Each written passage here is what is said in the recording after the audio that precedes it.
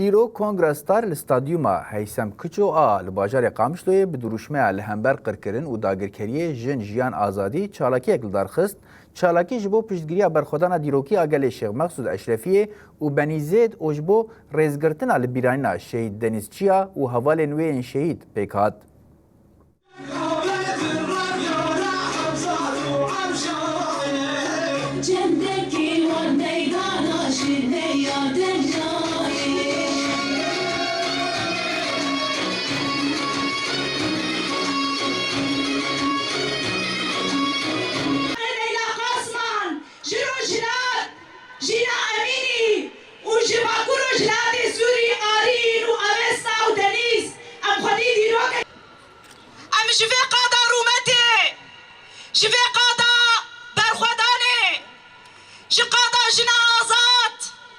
شبو هر کسی کو مناس ناکم دبیجن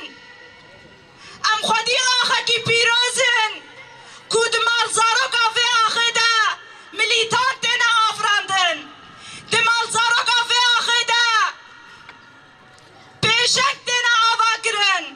دمال زارو کافه آخه دا فرماندار تینا آوا کرن فرماندار مینا دنیزان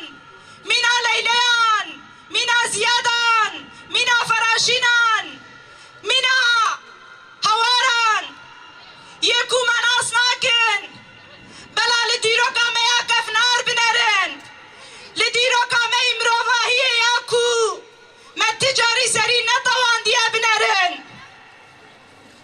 برخودانا دیرو کی یاکو دی شیخ مقصود و اشرفی دهات جیان کرن ام شفقا دارومت رد بیشن ام برخودان برخودانا دیروکی بو و ام وهاب ناف دکن برخودانا اشرفیه و شیخ مقصود افسانه دیروکی شی افسانه کو گلین کرد دیروک آکر نارد جیان کرنا و امی خیال حوال شهید دوز حوال شهید به اصرار به جسارت به مزنبون امی دوز وان پیک بینن ام سوز دن